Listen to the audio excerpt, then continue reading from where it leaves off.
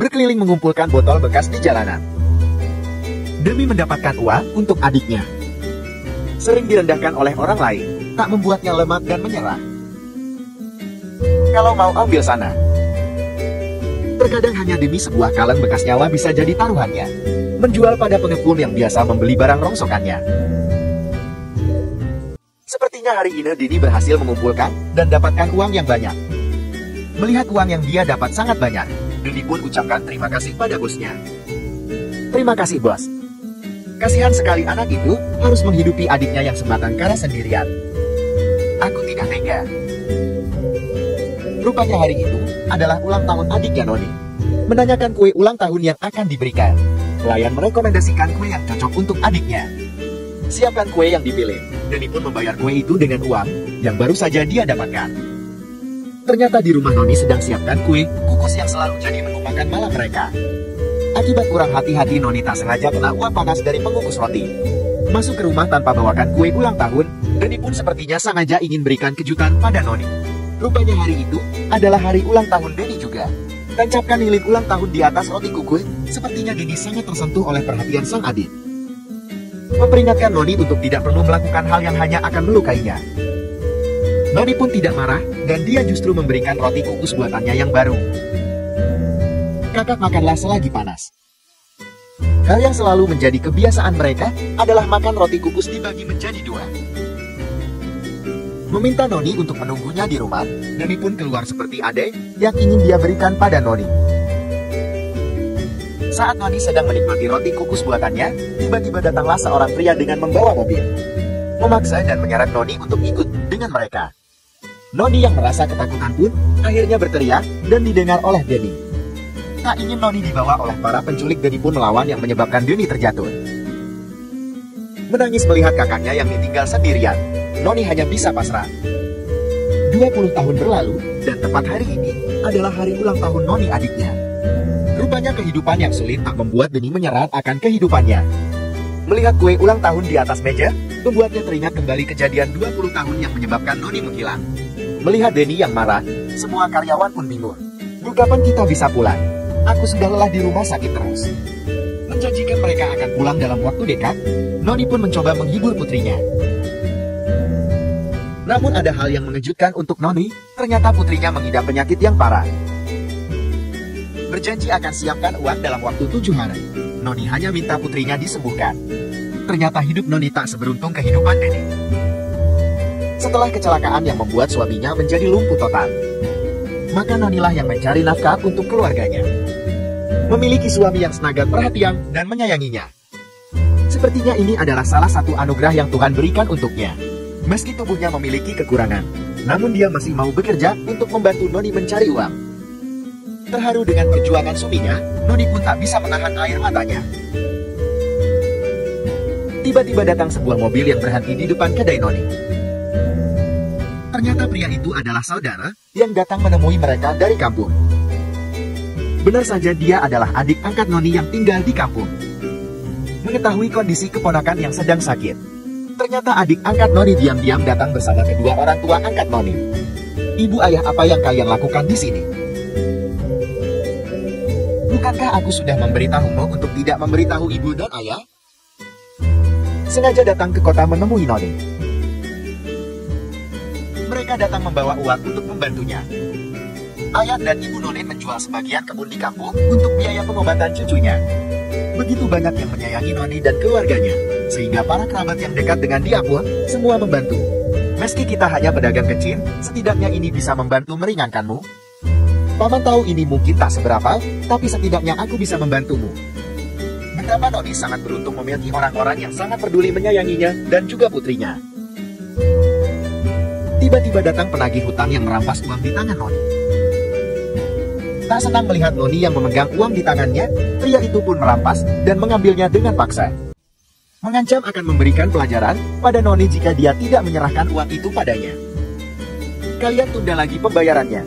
Baiklah, maka bunga akan aku naikkan menjadi 50%. Terpaksa pinjam uang dari rentenir untuk pengobatan suami. Memperingatkan pada saudaranya Noni untuk memberitahu jika pria itu berani datang kembali menemui mereka. Noni hanya bisa mengangguk. Setelah itu mereka pun kembali ke kampung. Hari itu Denny yang merasa masih kesal dengan adanya kejadian kue ulang tahun di perusahaannya, memutuskan untuk keluar mencari udara. Melihat kedai roti kukus tak jauh dari posisinya, Denny pun tertarik ingin membelinya.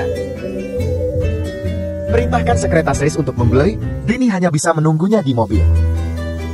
"Nona, aku ingin membeli roti kukusmu. Berapa harganya?" "Harganya 5.000, tunggu sebentar." Melihat Noni yang sedang sibuk, sekretaris Denny berinisiatif untuk mengambil sendiri dan letakkan uangnya di meja. Belum sempat ucapkan terima kasih, tiba-tiba Noni mendapat kabar dari rumah sakit jika putrinya harus segera dioperasi. Membawa roti kukus yang sudah dipesan oleh Denny, sekretaris tahu betul jika itu adalah roti kesukaan Denny dan adiknya. "Ketua, ini adalah roti kukus kesukaan Anda, silahkan makanlah saja dulu." Membelah roti dan memeriksa isi di dalamnya, Denny benar-benar teringat akan wajah sang adik. "Roti kukus kurma ini adalah roti terbaik yang pernah kau buat. Hanya kau yang bisa membuatnya dengan baik." Berencana untuk menjual roti kukus itu jika saat dewasa nanti, Denny pun meyakinkan jika itu adalah roti kukus buatan Noni. Kembali menemui penjual roti yang ada di bawah perusahaan milik Denny. Sepertinya mereka terlambat, akibat Noni sudah lebih dulu pergi ke rumah sakit menemui putrinya. Tahu kondisi keuangan Noni yang masih kurang, para dokter dan perawat di rumah sakit membantu dengan menggalakkan dana untuk putrinya. Tiba-tiba datanglah penagih hutang bersama anak buahnya mengganggu Noni dan keluarganya. Terkejut melihat penagih hutang datang, Noni hanya bisa melawannya. Bahkan dokter yang mengenal Noni pun meminta mereka untuk tak membuat kegaduhan di dalam rumah sakit. Penagih hutang yang tak terima dirinya diatur oleh dokter itu pun dengan spontan memukul sang dokter hingga terjatuh di lantai. Bahkan dia tak segan menendang kursi roda milik suami Noni. Meminta Noni untuk membayarkan hutang miliknya hari itu juga. Dan mengancam akan memberi pelajaran untuk keluarganya jika mereka berani menantang penagih hutang itu. Suami Noni yang tak memiliki kekuatan apapun hanya bisa pasrah melihat keluarganya diseret. Sementara itu Denny yang sudah mengetahui jika Noni pergi ke rumah sakit pun segera datang mencarinya ke sana. Denny yang melihat Noni diseret oleh para penagih itu pun spontan ikut mengejarnya. Memberitahu Denny jika sekretaris menemukan kamar tempat anak Noni dirawat, Denny pun ikut menemui mereka. Mengetahui jika kamar itu sudah kosong, Denny pun menanyakan keberadaan Noni pada sekretarisnya. Tiba-tiba Denny mendapat telepon jika keluarganya sedang mengadakan pesta untuknya. Menanyakan kapan Denny akan datang, ternyata Denny baru saja diundang ke acara Tuan Likin. Tegaskan tidak bisa hadir. Siapa sangka ternyata keluarga Noni dibawa oleh penagih hutang itu ke cara tersebut. "Apa yang kau lakukan dengan ini?" "Tenang Tuan, aku bawakan hiburan untuk memeriahkan pestamu." Perintahkan pengawal untuk menindas suami Noni. Dia pun tak bisa melakukan apa-apa. Hanya bisa pasrah dan menerima perlakuan mereka. Terlihat Noni sangat terluka. Siapa sangka ternyata Denny akhirnya datang ke cara itu. Semua orang yang melihat Denny tiba dan menghentikan permainan mereka buah hanya bisa terdiam. Rupanya Denny memeriksa CCTV rumah sakit dan melihat anak buah Likinlah yang menyeret Noni beserta keluarganya keluar dari rumah sakit. Terlihat wajah Denny yang sangat marah dan tak suka dengan tindakan mereka. Mencoba jelaskan jika mereka sedang ingin memberi pelajaran pada orang-orang yang sudah mengabaikan hutang pada Tuan Likin. Noni yang tak terima pun membantah ucapan pria itu. "Jelas-jelas kau sengaja membawa kami ke sini untuk kau jadikan bahan tertawaan kalian." Putri Noni yang tak terima jika pria penagih sudah menyakiti ayah dan juga ibunya tiba-tiba menggigit tangan si penagih. Kesal dan marah karena sudah membuat tangannya berdarah, penagih itu pun ingin memberinya hukuman. Dengan sigap Noni melindungi sang putri dan membuat dirinya justru yang terluka. Denny yang sejak tadi menahan emosi akibat ulah yang mereka lakukan pada Noni dan keluarganya sudah tak bisa tinggal diam. Memukul dan menghajar penagih itu sepertinya Tuan Likin tak bisa diam saja. Likin yang sudah sangat yakin jika Noni adalah adik kandungnya pun menemuinya dan menjelaskan yang sebenarnya.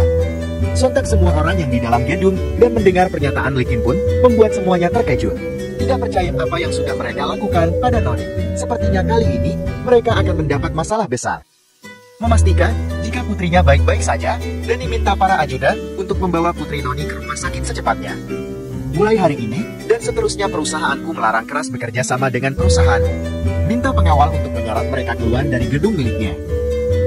Sepertinya hari itu juga perusahaan Likin dinyatakan bangkrut. Meyakinkan Noni jika semuanya akan baik-baik saja, Noni sangat senang bisa bertemu dengan kakaknya kembali. Mulai hari ini, Kakak janji tidak akan pernah membiarkanmu sendiri lagi. Kakak akan melindungimu selamanya. Benar-benar seperti mimpi, akhirnya Noni bisa bertemu kembali dengan kakaknya. Setelah menjalani operasi, akhirnya Putri Noni dibawa ke ruang perawatan dan menunggu sampai dia sadar dari tidurnya. Denny yang sangat bahagia hanya bisa mengucap syukur dan terima kasih pada sang dokter. Ucapkan salam pada keponakan yang sangat dia cintai. Terlihat Putri Noni sangat bangga memiliki paman sebaik Denny. Beberapa hari lagi putrimu berulang tahun, bukan? Noni hanya bisa mengangguk. Hadiah apa yang kamu inginkan untuk ulang tahunmu? Berjanji akan penuhi apapun yang keponakannya inginkan. Meminta Noni untuk mengundang seluruh keluarga angkatnya. Hanya itu yang saat ini bisa Denny lakukan untuk membalas semua kebaikan yang sudah diberikan keluarga angkat Noni. Kakak jangan pernah merasa bersalah. Aku berhutang budi pada mereka semua. Melihat kebaikan hati Denny, Noni sangat bangga padanya. Nanan sayang, ingat kau harus cepat sembuh ya. Paman pulang dulu. Melihat Denny yang belum juga datang, Noni pun segera menghubungi Denny. Kakak, aku di mana? Aku masih bekerja. Aku sudah siapkan pesta ulang tahun untuk keponakanku tercinta. Kalian rayakanlah saja dulu, nanti aku menyusul. Terima kasih banyak, Kak. Terima kasih sudah bersedia hadir di pesta ulang tahun untuk Nanan hari ini. Kakak meminta kita untuk masuk dan menikmati saja dulu pestanya. Merasa tidak pantas untuk ikut merayakan ulang tahun di gedung yang mewah dingin mahal. Para kerabat Noni tidak berani untuk ikut masuk. Di tempat lain, anak dari bawahan Denny yang juga akan merayakan ulang tahun untuk putranya sedang bersiap-siap untuk menyambut kedatangan keluarganya. Ayah mertua, kenapa kalian terlambat sekali datangnya? Meminta semua masuk ke dalam gedung yang sudah mereka sewa untuk acara putranya. Sepertinya pelayan yang menyambut keluarga Noni salah paham, berpikir jika orang yang masuk adalah keluarga Noni, ternyata itu adalah orang lain. Dodo yang merasa tak pernah memesan gedung semahal itu pun terkejut dengan sambutan yang pelayan hotel berikan. Melihat keluarga Noni yang masuk dengan pakaian yang sederhana, pelayan itu berpikir jika mereka salah tempat, meminta mereka semua untuk pergi. Namun Noni menyangkal dan mengatakan jika Denny sudah memesan runan vape untuk mereka. Merasa ada yang salah, pelayan itu hanya bisa menyuruh mereka masuk sendiri. Tak berkata apa-apa, Noni dan keluarganya pun masuk. Sementara di tempat yang sama, keluarga Dodo yang tak percaya jika itu adalah ruangan yang mereka sewa pun terkejut. Merasa tak pernah mengenal keluarga Noni, Dodo dan keluarganya pun sontak bingung dan saling bertanya. Hai kalian, apa yang kalian lakukan di ruangan ini? Lihatlah penampilan kumuh kalian. Pasti kalian adalah orang kampung yang miskin. Benar-benar menjijikan. Hei, cepatlah pergi dari sini. Ini bukanlah tempat orang-orang miskin seperti kalian. Lihatlah betapa mewahnya gedung yang sudah kusewa ini. Kalian mana mampu menyewa gedung ini? Meminta keluarganya untuk duduk dan abaikan saja Noni.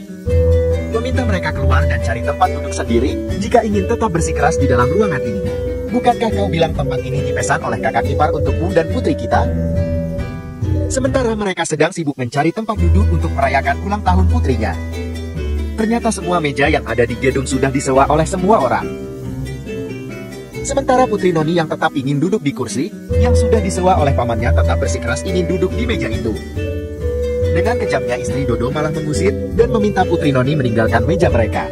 Noni yang merasa meja itu memang miliknya pun tetap tenang. Sepertinya kita memang tidak pantas berada di sini.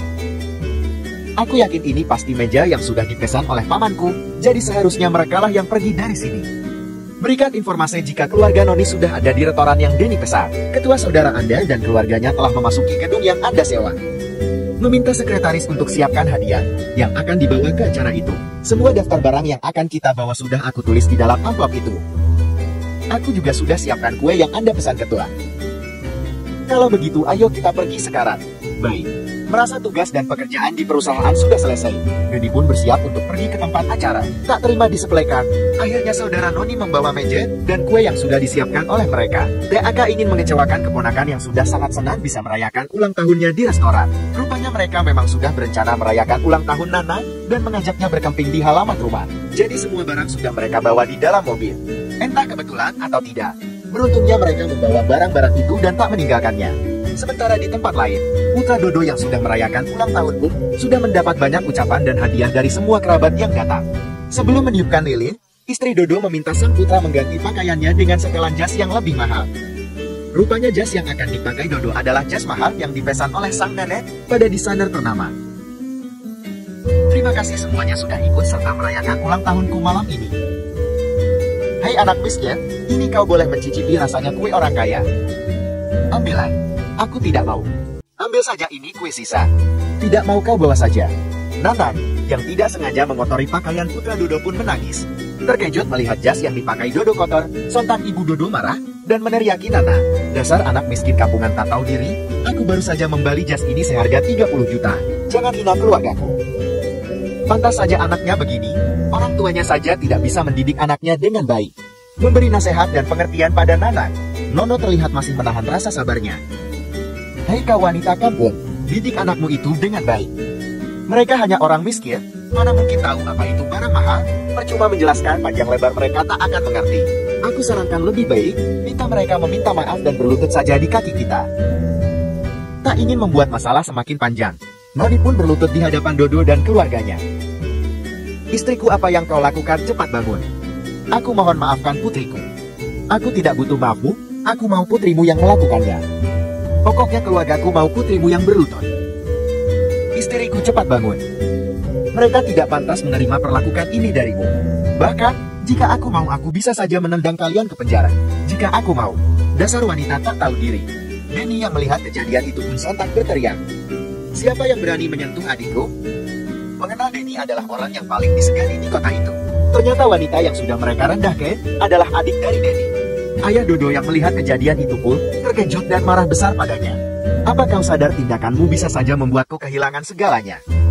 Anak sialan, aku menyesal telah membesarkanmu. Ketua, tolong maafkan anakku.